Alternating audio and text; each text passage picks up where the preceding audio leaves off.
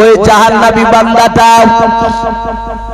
আল্লাহর হুকুম শোনার সাথে রে বাবা আর এক সেকেন্ড দাঁড়াবে না, দৌড়ে গিয়ে জাহান্নামের আগুনে ঝাঁপ দিয়ে দেবে।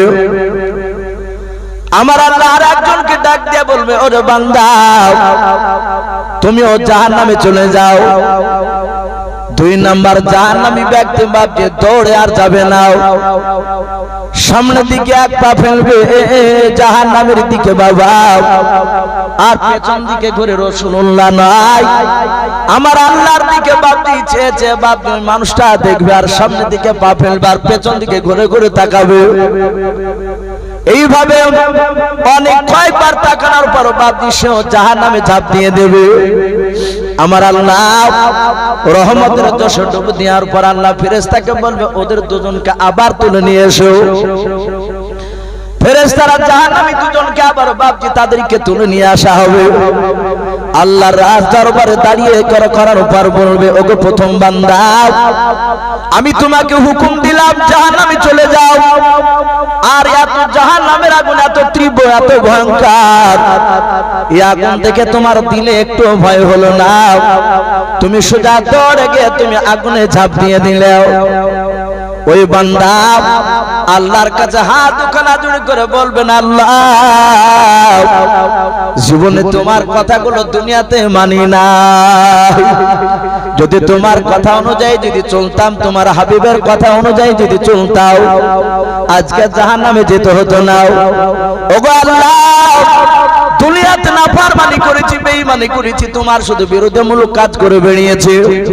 ওগো আল্লাহ দুনিয়াতে তোমার একটা কথা আমি মানি নাই, কিন্তু কিয়ামতের ময়দানে তুমি শুধু একবার হুকুম করেছো জাহান্নামে চলে যাও।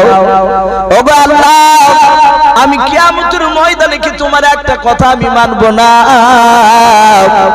তাই দুনিয়াতে মানি নাই বলে, কেন মানবো না বলে তোমার কথাটা মানার জন্য দৌড়ে গিয়ে ঝাঁপ দিয়ে দিয়েছি।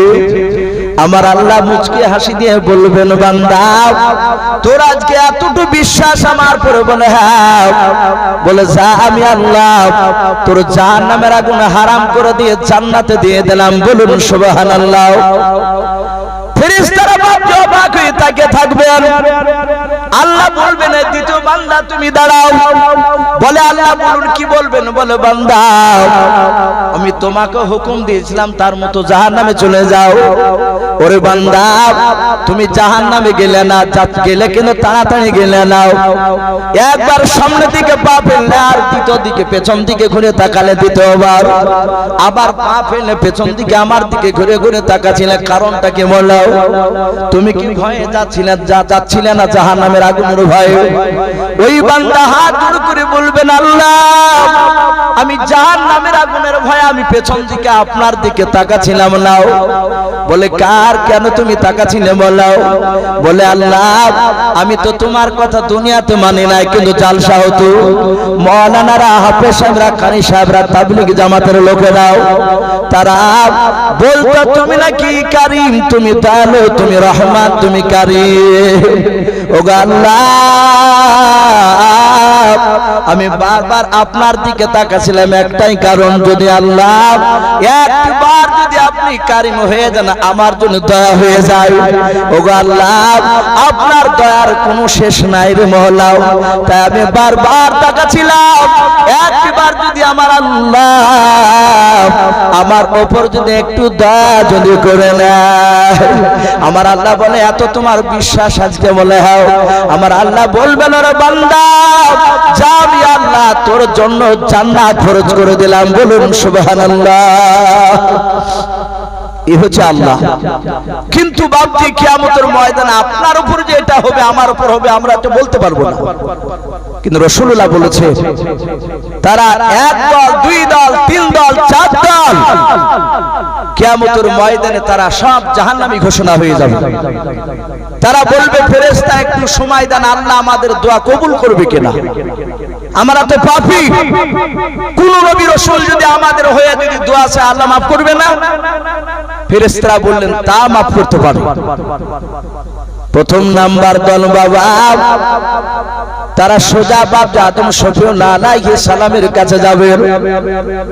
ওরা সবাই মিলে ডাক দিয়ে বলবেন, ওগো আল্লাহর নবী আদম শফিউল্লাহ আলাইহিস সালাম, সর্বপ্রথম আপনাকে তৈরি করে আল্লাহ জান্নাতে রেখেছিলেন। আপনি তো সবচেয়ে দুনিয়ার বড় নবী, আপনি প্রথম নবী। ও আদম শফিউল্লাহ, আমরা কিছু নেকির কারণে আমাদেরকে জাহান্নামে যেতে হচ্ছে, কিছু নেকি নাই আমাদের কাছে। ও নবী আদম শফিউল্লাহ, ক্বালু ইয়াশফাউ লানা, আপনি আমাদের সকলের জন্য একটু আল্লাহর কাছে সুপারিশ করুন। আদম শফিউল্লাহ আলাইহিস সালাম কিয়ামতের ময়দানে ডাক দিয়ে বলবে, আমি নালায়েক, আমি অযোগ্য আল্লাহর কাছে সুপারিশ করার। বান্দারা বলবে, কেন অযোগ্য? বলো, ও বান্দারা শুনে নাও, আল্লাহর বান্দারাও, আমার আল্লাহ জান্নাতে একটা গমের গাছ একটা খেতে বারণ করেছেন, একটা গাছের ফল। আমি কিন্তু আল্লাহর কথা অমান্য করে গাছের ফল খেয়ে নিয়েছিলাম, আল্লাহর কাছে চরম লজ্জিত আমি। ওই গমের ফল খাওয়ার কারণে আমাকে জান্নাত থেকে আল্লাহ বিতাড়িত করে দিয়েছে। ওরে আল্লাহর বান্দারা, আমি আল্লাহর কাছে দোয়া করতে পারবো না তোমাদের জন্য। যাও, ওই দেখো নূহ নবী পয়গম্বর আলাইহিস সালাম, নূহ নবী পয়গম্বরের কাছে ওই দল এসে বলবে, ক্বালু ইয়াশফাউ লানা, ও নূহ নবী পয়গম্বর, আপনি আমাদের জন্য দোয়া করুন, সুপারিশ করুন। ওই ভয়ঙ্কর জাহান্নামের আগুন সহ্য করতে পারবো না। ভাই আরেকটু বসে, আর কয়েক মিনিট, আমি সহ্য করতে পারবো না, আপনি দোয়া করুন। নূহ নবী বলবেন, আমিও নালায়েক, অযোগ্য ব্যক্তি, আল্লাহর কাছে দোয়ার যোগ্য ব্যক্তি আমি নই। বলে, কেন? আপনি কেন অযোগ্য? ডাক দিয়ে বলবেন, শুনে নাও, আমার ছেলে কেনান বলেছিল যদি পাহাড় ডুবাতে পারবে না, আল্লাহর পানিতে যদি পাহাড় ডুবে দিয়েছিল, আমার ছেলে কেনান বলেছিল, আব্বা একবার আপনি আমাকে তুলে নেন, আমি আপনার আল্লাহকে মানবো, আপনার কলেমা পড়বো। নূহ নবী বলেন, আমি নৌকাটা নিয়ে একটু ঘোরাছিলাম, আমার ছেলেকে উঠাবে এরকম মানে একটু ইরাদা করলাম, আমার অন্তরের খবর আল্লাহ জানেন। আল্লাহ ডেকে বলেন, নূহ নবী পয়গম্বর, আর একবার যেন ইরাদা করবে না, তোমার ছেলেকে বাঁচাবো, তোমার ছেলে জাহান্নামী হয়ে গিয়েছে, আর তোমার ছেলের দোয়া কবুল হবে না। ওগো আল্লাহর বান্দারা, আমার কাছে আমাকে লজ্জায় ফেলে দিও না, আমি আল্লাহর কাছে আমি চরম লজ্জিত, দোয়া করতে পারবো না। যাও, মুসা নবী পয়গম্বর ওই দেখো দাঁড়িয়েছে, ওই নবীর কাছে যাও, আল্লাহর সাথে কথা বলতেন উনি। ওরা এসে বলবে, ওগো মুসা কালিমুল্লাহ ইয়াশফাউ লানা, আপনি সুপারিশ করুন, আপনি আল্লাহর সাথে তুর পাহাড়ে কথা বলতে যেতেন। ও নবী মুসা কালিমুল্লাহ, আপনি দোয়া করুন। মুসা বলবেন, ভাই আমিও নালায়েক, আমিও দোয়ার অযোগ্য, শুনে নাও, আমিও পারবো না, কারণ দুনিয়ার বুকে একটা লোককে আমি সামান্য আস্তে করে ঘুষে মেরেছিলাম, আমি জানতাম না আমার ঘুষের আঘাতে লোকটা মারা যাবে। ওগো আমার বান্দারা, আল্লাহর একটা ঘুষ মারাতে লোকটা মরে গিয়েছে, আমি লজ্জিত, আমি পারবো না, দোয়া করতে যাও। তোমরা ওই শারুহুল্লাহ আলাইহিস সালামের কাছে যাও। এইভাবে ভাবতে আপনার কয়েক বছর হাজার পার হয়ে যাবে, প্রতিটা নবীর কাছে যাবে বাবা, সব নবী তারা আপন আপন বাপ যে কমজোরের কথা বলবে, তারা বলবে আল্লাহর কাছে লজ্জিত, দোয়া করতে পারবো না। লাস্টে বেলা ঈসা রুহুল্লাহ আলাইহিস সালাম ডাক দিয়ে বলবে, ও বন্ধুরা, আমার কাছে দোয়া চাইও না, আমি আল্লাহর কাছে দোয়া চাইতে পারবো না। ভাই রে, ওই দেখো আখিরি জামানার পয়গম্বর জনাবে মুহাম্মদ রাসূলুল্লাহ সাল্লাল্লাহু তাআলা আলাইহি ওয়াসাল্লাম, ওই নবীর কাছে যাও, ওই নবী তোমাদের জন্য দোয়া করলে আমার আল্লাহ ফিরে দিতে পারবে না, বলুন সুবহানাল্লাহ। ওই ব্যক্তিরা বাপজি আল্লাহর নবীর কাছে গিয়ে বলবে, কম ইয়াশফাউ লানা, নবী আমার এইভাবে পেছন দিকে ঘুরে বাপজি আল্লাহর বান্দাদের দিকে তাকাবে, তাকে দেখবেন তারা অনেক দিন ধরে তারা ময়দানে ঘুরে ঘুরে বেরিয়েছে, ওই জাহান্নামের আগুনের ভয়ে বাপজি তাদের চেহারাখানা শুকিয়ে গিয়েছে। আল্লাহর নবী বলবে, বলবেন, ও আল্লাহর বান্দারা তোমরা কান্না করেছো কেন? বলো নবী গো, কিছু নেকির কারণে আমরা জান্নাতে যেতে পারি না। ওগো আল্লাহর নবী, ওই আদম নবী থেকে ঈসা রুহুল্লাহ আলাইহিস সালাম পর্যন্ত হাজার হাজার নবীর দ্বারে দ্বারে গিয়েছি, ও নবী সবাই করে দিয়েছে, কেউ দোয়া করে না আমাদের জন্য। ওগো আল্লাহর নবী, যে সবাই আপনার দিকে ইশারা করে বলেছে, নবী গো দয়া করে আপনি আমাদের জন্য সুপারিশ করুন, আপনি আমাদেরকে ঘুরে দিবেন নাও। আল্লাহর নবী আমার আর দ্বিতীয় কোনো কথা না বলে বাবা সিজদায় পড়ে কাঁদতে শুরু করবেন। বলুন সুবহানাল্লাহ। আল্লাহর নবী এত কাঁদবেন কিয়ামতের ময়দানে রে বাবা। ওই মাকামে মাহমুদ বলে একটা জায়গা, ওই জায়গা নবীজি সিংহাসনে চেয়ারে বসেছিলেন। নবী মাকামে মাহমুদে সিজদায় পড়ে কাঁদবেন, বলবেন আল্লাহ তুমি আমার উম্মতদেরকে তুমি জান্নাতে দিয়ে দাও, জাহান্নাম থেকে এদেরকে ক্ষমা করে দাও। আমার আল্লাহ ডাক দিয়ে বলবে, ও মুহাম্মদ সাল্লাল্লাহু আলাইহি ওয়াসাল্লাম, দুনিয়ার মুখে তোমাকে 23 বছর আমি কান্না করে দিয়েছি, তোমার চোখ দিয়ে পানি ঝরিয়েছি। ওরে আমার হাবিব, কিয়ামতের ময়দানে তোমাকে আর কান্না করা লাগবে না। তুমি আর ফাওর আশাকা, তুমি তাড়াতাড়ি সিজদা থেকে তুমি মাথা তোলাও। ওগো আমার দোস্ত হাবিব, বললাম তুমি কান্না করতেছো আর আমার আরশ আযীম থরথর করে কাঁপতেছে, তুমি আর কান্না করো না, তুমি সিজদা থেকে মাথা তোলাও। আল্লাহর নবী বলবেন, আল্লাহ আপনি আমাকে কথা দেন, আমার ওই উম্মতিরা আপনার ওই বান্দারাও জাহান্নামে চলে যাচ্ছে, তারা কিছু নেকির কারণে, কিছু নেকির কমের কারণে জান্নাতে যাবে না, জাহান্নামে চলে যাচ্ছে। ও আল্লাহ আপনি ক্ষমা করে দেন, কথা দেন যে ওদেরকে আমি মাফ করে দিলাম, জান্নাতে দিয়ে দিলাম। আল্লাহর নবীকে নবীজি নয় আল্লাহ বলবেন, নবী গো আমি দুনিয়ার বুকে তোমাকে কথা দিয়েছিলাম, এই মাকামে মাহমুদে দাঁড়িয়ে তুমি যতবার তুমি আমার কাছে দোয়া চাইবে আমি আল্লাহ ততবারই তোমার দোয়াকে কবুল করে নেব। বলুন সুবহানাল্লাহ। ওগো নবী তুমি কাঁদবা না, তোমার বলার কারণে আমি যাও ওই জাহান্নামী দলকে আমি জান্নাতে দিয়ে দিলাম। বলুন সুবহানাল্লাহ। এইভাবে বাপজি 4 দল যাবে, 4 দলই তারা প্রতিটা নবীর কাছে যাবে। লাস্টে শেষ নবীর কাছে যাওয়ার পর বাপজি নবী সিজদায় পড়ে কেঁদে কেঁদে তাদের জন্য বাপজি দোয়া করে সুপারিশ করে তাদেরকে বাপজি জাহান্নাম থেকে জান্নাতে নিয়ে যাবে সেই রাসূল আমার। তাই প্রতিটা বাপজি ভাইদেরকে বলবো, বাপ আমরা সকলেই বিশ্ব নবীর সুন্নাতকে বাপজি ভালোবাসবো। নবী যেভাবে চলে, নবী যেভাবে বাপজি খেয়েছেন, যেভাবে আপনার জামা পড়েছে ওইভাবে পরা চলা খাওয়া, ওটাই বাপজি নবীর সুন্নাত। আমি বাপজি একটা কথা আপনাদেরকে বলবো, আমি অনেক জায়গায় বলেছি কথাটা, রাগ করবেন না। নামাজ অনেকেই পড়ে, অনেকে দেখা যাচ্ছে বাপজি নামাজ পড়তে যাচ্ছে গেঞ্জি গায়ে দিয়ে যায় না, প্যান্ট পরেছে গেঞ্জি গায়ে দিয়েছে, ডিস্কে গঞ্জি কেমনি গেঞ্জি। অনেকে দেখা যাচ্ছে লুঙ্গি পরেছে, হাফ হাতা জামা গায়ে দিয়ে চলে যাচ্ছে, পাঞ্জাবি না, নামাজ পড়তে যায়। বাপজি যারা লুঙ্গি পরে, ছোট জামা গায়ে দিয়ে নামাজ পড়তে যায়, হাফ হাতা কিংবা ফুল হাতা, কিন্তু পাঞ্জাবি নাই, এমনি জামা পিলে, ওইসব জামা গায়ে দিয়ে যারা আগে নামাজ পড়ে, তার পেছনে যারা থাকে, আমার মনে হয় যে পেছনকার ব্যক্তিদের নামাজ হয় না। কথা বুঝতে পেরেছে? পেছনকার লোকেদের নামাজ হয় না। অনেকে গেঞ্জি প্যান্ট পরে নামাজ পড়ে সিজদায় যখন যায়, ছোট গেঞ্জি, সিজদায় যাওয়ার সময় তার পেছন দিকটা যেটা ঢাকা ফরজ সেটা উদ্যম হয়ে যায়। অনেকের জামা গেঞ্জি ওপর উঠে পড়ে, প্যান্ট নিচে নেমে যায়, হয় কি হয় না ভাই? একটু লক্ষ্য করবে। তাহলে ওরকম দৃশ্য যদি সামনে থাকার পেছন যারা থাকবে, তার মন তো চলে গেল অন্যদিকে, নামাজ হয় না। আমি বাপজি ভাইদেরকে বলবো, বাপ পাঞ্জাবি পরে নামাজ পড়তে যাবে, সে ফাড়া পাঞ্জাবি হোক আর গোল পাঞ্জাবি হোক, হাত উদ্যম করে বাপজি নামাজ পড়তে যাবেন না, কোহিনা ঢাকা দরকার।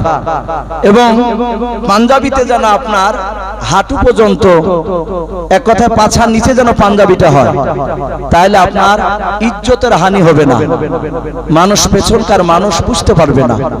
বাপজি অনেক অনেকে বললে কিছু মনে করে না, যেই ড্রেস পরে রাসূলুল্লাহ নামাজ পড়তে বলেছে সেই ড্রেস করা আমাদের অবশ্যই দরকার।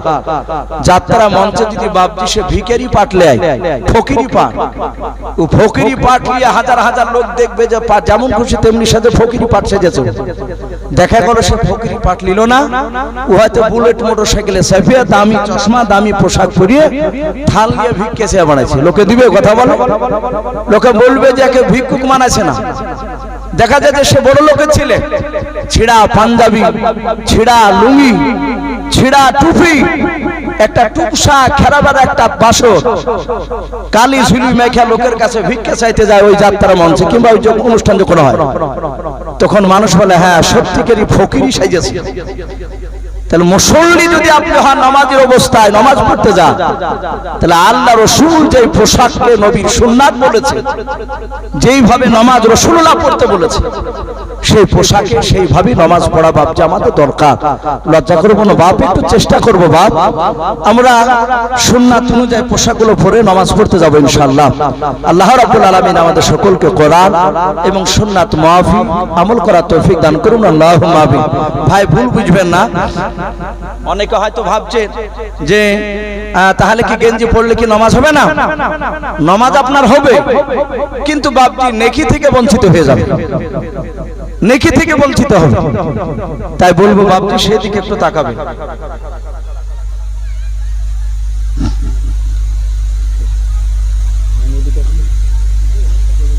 যাক ভাই এখনই দেওয়া হবে ভাই, একটা ছোট্ট একটা নাত পড়ার জন্য, নাতটা পড়ি ইনশাআল্লাহ দেওয়া হবে।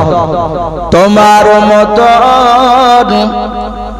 দয়ার নবী আর হবে না, তোমার মতন দয়ার রাসূল আর পাব না। আর দেখা দিয়া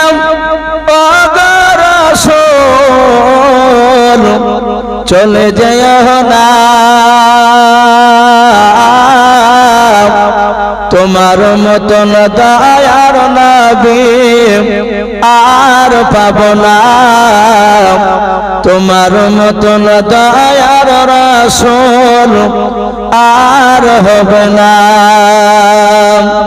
তোমার আশিক দরদ পড়ে,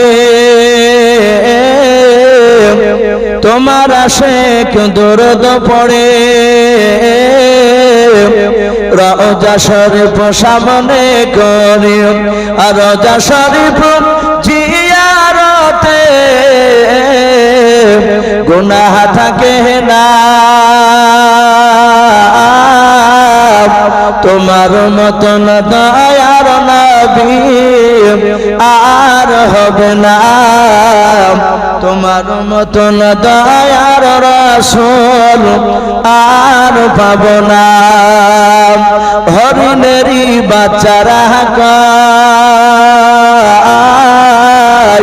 হরিণেরই বাচ্চারা গায়, মাগো মা তোমার দুধ মরা খাব না, আর তোমার দুধ খেলে পারে ওই দয়ার নবী বাধায় আছে, পাওয়া যাবে না।